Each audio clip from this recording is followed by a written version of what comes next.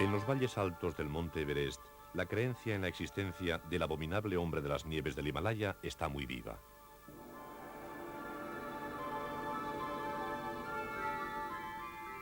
Para los sherpas de las altas montañas no hay duda alguna. El yeti está metido en sus rituales y en sus vidas. Kunjo Chumbi es el hombre más importante del pueblo de Kumjung. Él ha visto al yeti.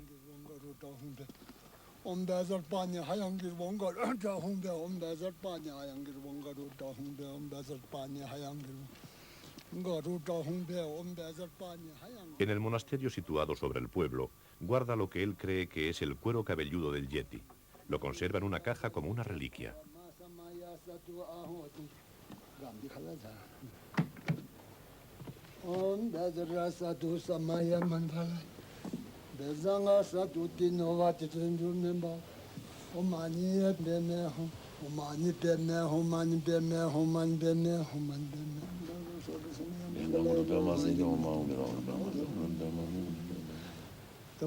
Con cierta seguridad imita sus aullidos.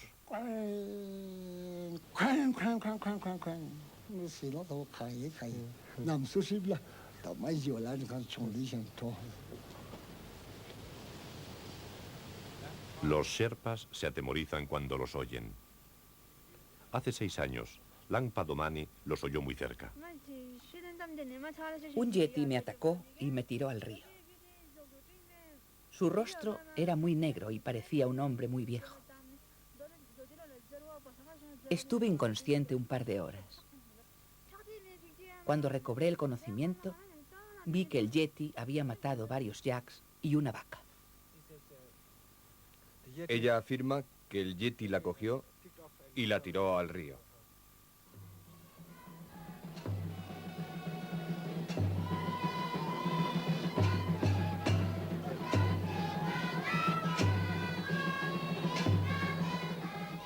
El yeti aparece en todos los mitos y leyendas del pueblo nepalí.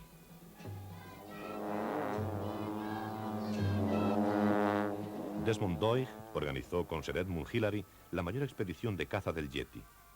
Sabía que los sherpas tenían las descripciones físicas más precisas del yeti. Según los sherpas, tiene un cuero cabelludo impresionante, las orejas muy afiladas, la nariz achatada. El pelo le cubre por todas partes, excepto alrededor del pecho y el vientre, y tiene cara de hombre. Tiene unas reacciones muy violentas, y se sabe que a la menor oportunidad es capaz de despedazar a una persona. La expedición de Doig fue considerada como una fantasía oriental. Tenía miedo de que nuestra expedición resultara desmesurada, que fuera de un exhibicionismo contraproducente. Un yeti que se autorrespetara tenía que huir de nosotros a la fuerza. Llevábamos 600 peones y unos 200 sherpas. Nosotros éramos unos 40, con unos anoraks de lo más llamativo, con colores vivísimos. Las tiendas eran de los mismos colores. Olíamos de otra manera. Nuestro aspecto era distinto, nos comportábamos de manera diferente a los autóctonos. El olor de nuestros guisos debía ahuyentar a todo bicho viviente a nuestro alrededor. Es natural que la conclusión ilógica de la expedición fuera que el yeti no existía. Otras expediciones de caza del abominable hombre de las nieves también fracasaron. Pero durante 50 años, los occidentales han continuado volviendo con testimonios nuevos. Emil Wick es uno de los pilotos más experimentados del mundo en vuelo sobre montañas.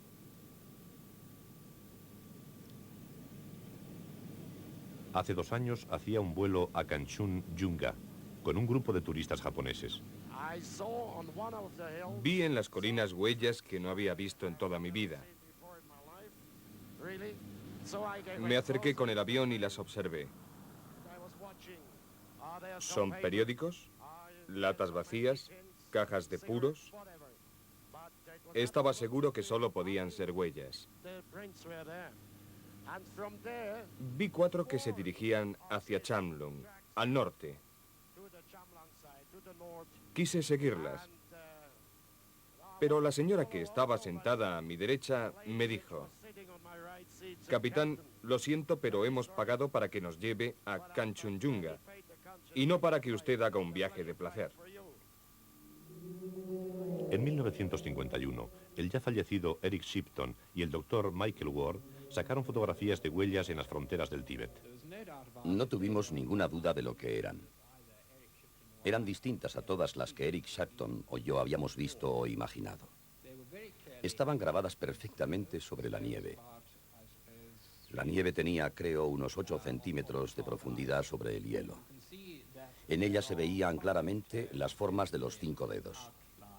El dedo gordo aquí, el segundo aquí, el tercero, el cuarto y aquí el pequeño. Puede verse muy bien recortada la huella y también se ve muy claramente que el talón es el sitio donde se ha cargado más peso. Pienso que el animal, al andar, hundía más los talones.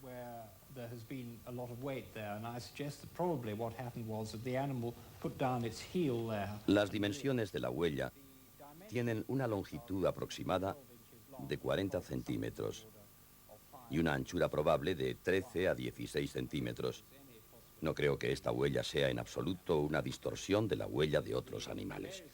Se han propuesto otras hipótesis, por ejemplo, que se trate de huellas de 2 pies, uno encima de otro, pero yo no lo creo. No lo creo. Esta huella fue fotografiada en 1978 en el valle de Dad Kosi por Lord Hunt, el jefe de la expedición que primero escaló el Everest. El animal había roto una corteza muy dura de nieve. El grosor de la nieve sobre una vertiente bastante empinada era muy grande. Y el animal era un ejemplar descomunal comparado con nosotros, porque nosotros, al atravesar la misma superficie, no marcábamos ninguna huella. Podían verse en la nieve blanda bajo la capa endurecida las marcas de los dedos. No se trataba de huellas de oso, porque los Sherpas, siempre que he hablado con ellos de esto o cuando he estado viendo huellas con ellos, han insistido mucho en que no son huellas de oso. Son del Yeti. En fotografías tomadas por el jesuita francés Pierre Bourdet se ven de nuevo los dedos con gran claridad.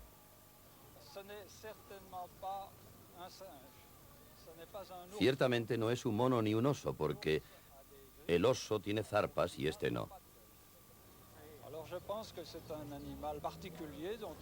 Creo que se trata de un animal desconocido para mí, porque no poseo su descripción exacta. He hablado de esto con algunos paleontólogos y ellos se inclinan a pensar que nos hallamos frente a un animal de la era prehumana. Es decir, de un antepasado nuestro muy lejano. Aquí tenemos al jefe de escuadrilla, Lester Davis, de las Reales Fuerzas Aéreas.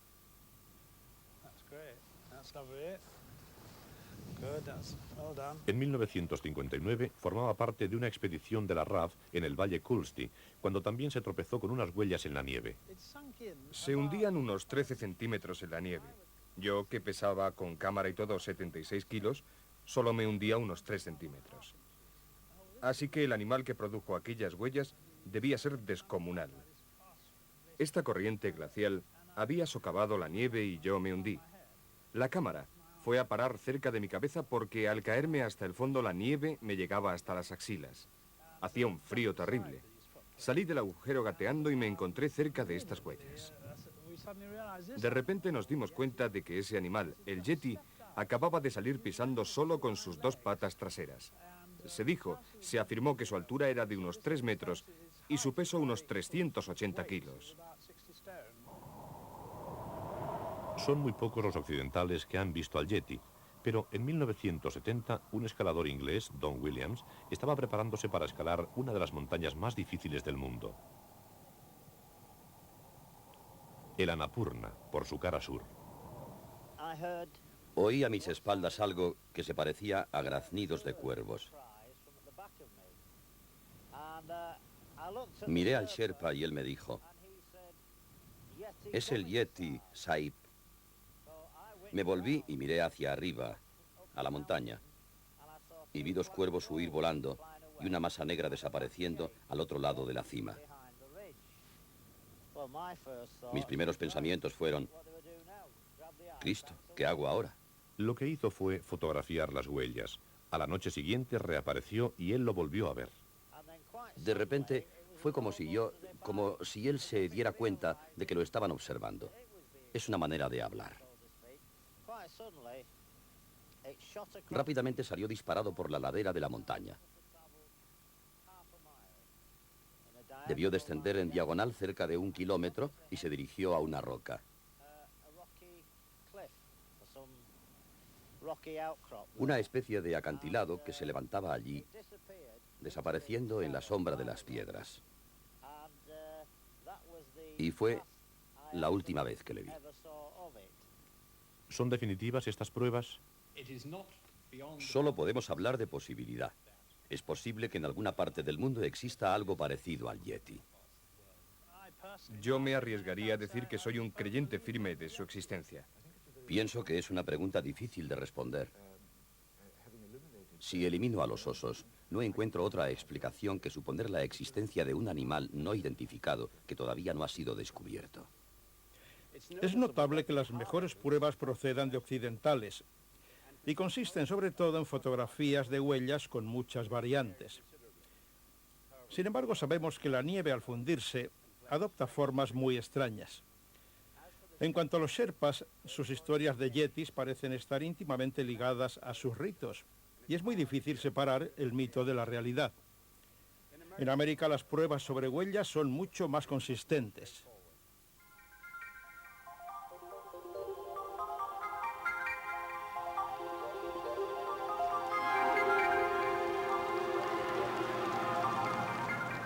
El doctor Grover Krantz es uno de los antropólogos que han estudiado el Gran Pie, o Sasquatch, como le llamaban los indios, y está tan convencido de que existe en el noroeste de Estados Unidos el hombre mono que sale con regularidad tras sus huellas para capturar un ejemplar.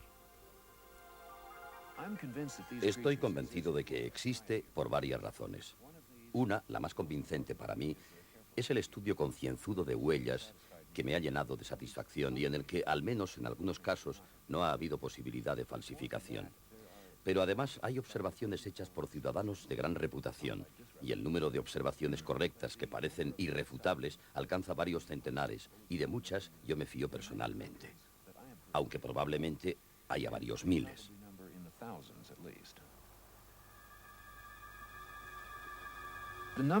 Estimar el número exacto de Sasquatch es muy difícil. Yo me atrevería a estimarlo en unos 200 en la zona noroccidental de los Estados Unidos y otros tantos en las zonas colindantes con el oeste del Canadá. Si hay menos de ese número, no parece posible la supervivencia de una especie.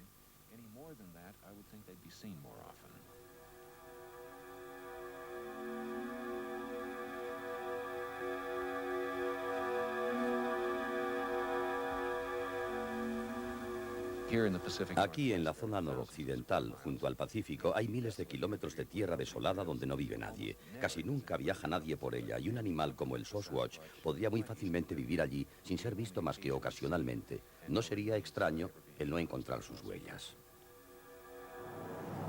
Las huellas del Gran Pie se extienden por la zona noroccidental de los Estados Unidos. El sargento Larry Gamage volvía una noche a su casa con su familia y su nuera Kathy. Vi a bastante distancia, por delante de mí, salir algo de entre los árboles hacia el claro que había entre el bosque y la autopista. Disminuí la velocidad y cuando estaba algo más cerca vi que aquel ser caminaba como un hombre. Los brazos le caían por los lados y se movía con andar normal. Conforme nos acercábamos, iba aumentando de tamaño. Era peludo y nos miraba. Quise cerrar los ojos y a la vez no deseaba cerrarlos. Lo más importante era la manera humana de moverse. La cara no estaba cubierta por mucho pelo. Los ojos parecían normales cuando lo miré por el parabrisas, y su altura, su tamaño, por lo que puedo deducir hoy, sería de unos 2,5 metros. Digo esto porque tuve que mirar hacia arriba a través del parabrisas para verle la cara y la cabeza. Yo iba en un camión de reparto que tiene los asientos a mayor altura que los de un turismo. Por eso deduzco ahora que tendría una altura superior a los 2,5 metros. Su peso sería de unos 200 kilos. El gran pie aparece muchas veces en los noticiarios de televisión. Esto es Kafir, Bismarck, Dakota del Norte. Aquí y en Little Eagle, Dakota del Sur, donde nunca se habían visto grandes pies o Sasquatch, la gente de la comunidad empieza a creer en ellos. El mes pasado se han visto 17 huellas. La última observación fue en una residencia situada sobre una colina que domina el pueblo. El martes pasado por la noche, Hannah vio desde su casa al animal mirando por la ventana de la caravana de su hija, que estaba aparcada a unos 28 metros. La anciana Hannah fue la única que vio al animal, aunque se dice que su yerno disparó varias veces al aire después de que se marchase. ¿Qué piensa que debería hacerse con él?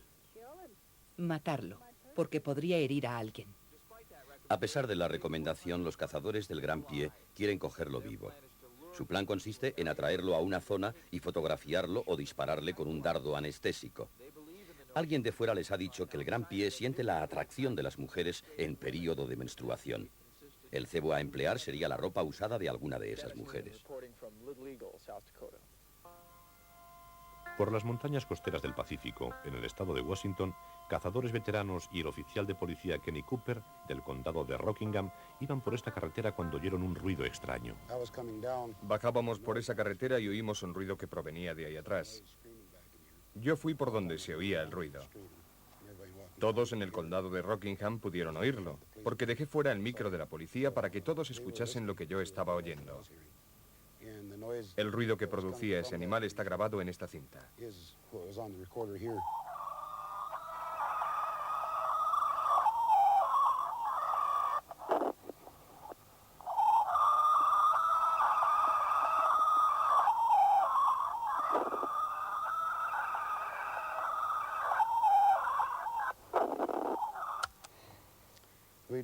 Enviamos la cinta a los laboratorios para que la analizaran.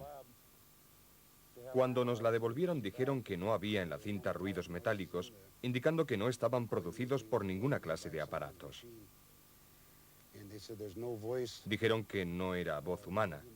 Ningún hombre tiene cuerdas vocales capaces de emitir tonos tan altos y tan graves al mismo tiempo como los que se oían aquí. Pero fueron Bob Gimlin y su amigo Roger Patterson, atravesando una cala en un acantilado en el norte de California, los únicos que se encontraron de repente delante de ellos con un animal grande y peludo. Llevaban su cámara de vídeo cargada. Rodeábamos una curva y allí estaba.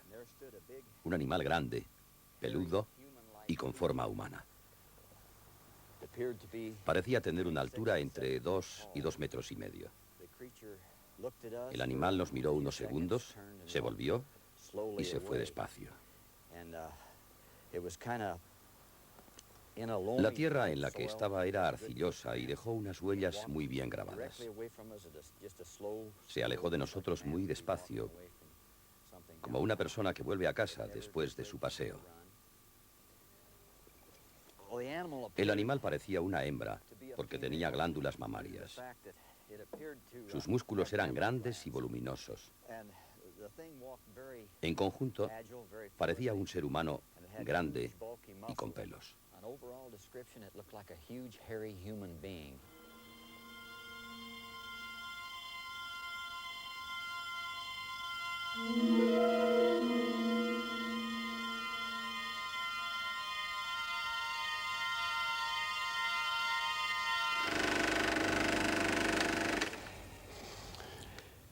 Científicos ingleses y rusos han analizado esta película con mucha atención y han concluido que las zancadas no son pasos humanos. Sería muy difícil para un hombre dar esas zancadas. Sin embargo, hemos demostrado al comienzo de 2001 Odisea del Espacio que hay actores que podrían imitar perfectamente al mono. Así que estas zancadas no son una prueba concluyente. Pero la película de Patterson dio una prueba de apoyo al Dr. Grover Krantz. La prueba más consistente, con mucho, es el vaciado en yeso que se había hecho de las huellas. Voy a mostrar algunos. Por ejemplo, esta huella se tomó después de rodar su película Roger Patterson en el norte de California. La huella del pie no solo se grabó al meterse en la tierra, sino que al sacar el pie Se llevó un montón de residuos arcillosos en la mitad de la huella. Esto demuestra que se trata de un pie flexible y no de una muestra rígida, que no hubiera podido hacer esto. Esta huella es tan convincente como la otra. Tiene una longitud de casi medio metro y fue tomada al nordeste del estado de Washington. Se trata de un individuo lisiado porque tenemos dos huellas del mismo individuo. Si miramos el fondo de los pies, el pie derecho está lisiado. Está distorsionado a lo largo, doblado, le falta un dedo y, lo que es más importante, las dos protuberancias exteriores del pie representan espacios entre los huesos.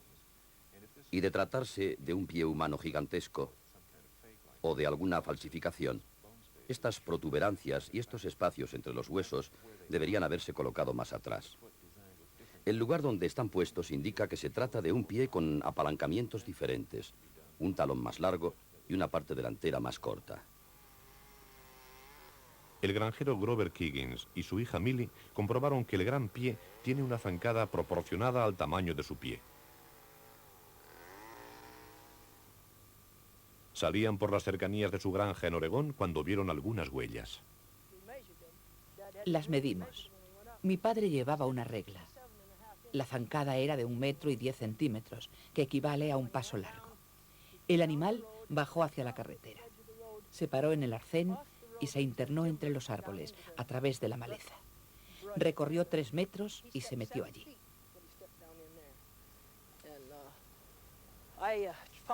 Yo lo seguí a corta distancia, pero no tuve ganas de continuar avanzando para ver quién producía aquellas huellas. Llegó a una valla de alambre de espino que tenía una altura de 1,5 metros más o menos. El animal la pasó como si no existiera. Yo tenía que atravesarla arrastrándome por debajo. Creo que el gran pie es un animal que ya conocemos por los fósiles. Mostraré aquí un ejemplar. Este es un vaciado de la mandíbula inferior de lo que podríamos llamar gigantopiteco. Vivió en China hace medio millón o 1 millón de años. Me gustaría compararlo con el gorila. Este es un vaciado de la cabeza de un gorila. Observen el tamaño de esto. Se trata de un animal que pesaba probablemente alrededor de los 160 kilos. Si observamos solo la mandíbula inferior, lo más interesante quizá es la diferencia que hay en el lado inferior de la mandíbula. En el gorila, los dos lados de la mandíbula se extienden solo modestamente conforme vamos hacia atrás, porque el cuello del gorila llega hasta aquí, detrás de la mandíbula inferior. Si el cuello se adelantara, la mandíbula debería ensancharse para dejar espacio. En el gigantopiteco, la mandíbula se extiende en un ángulo mucho más ancho, y la razón obvia es que el cuello está en su camino. Esto significa que la cabeza estaba encima del cuerpo en vez de colgar hacia adelante. Es una presunción aceptable de que se trataba de un animal bípedo erecto. Así terminamos una descripción del gigantopiteco. Era un bípedo erecto de una altura aproximada de 2,5 metros, con un peso entre 200 y 300 kilos y presumiblemente cubierto de pelo. Pertenecía a una etapa de la evolución demasiado primitiva para tener actividad cultural. No es probablemente más inteligente que un mono. Esta descripción coincide casi exactamente con la que se hace de un Sasquatch vivo. Personalmente sería menos escéptico sobre el hombre mono si no hubiera tantos. Es difícil creer que un ser tan enorme como el gran pie pueda vivir en América sin que se le detecte. Si alguien me diera 20.000 pesetas para apostarlas en este asunto, apostaría 8.000 por el Yeti, 2.000 por el gran pie y el resto me lo quedaría.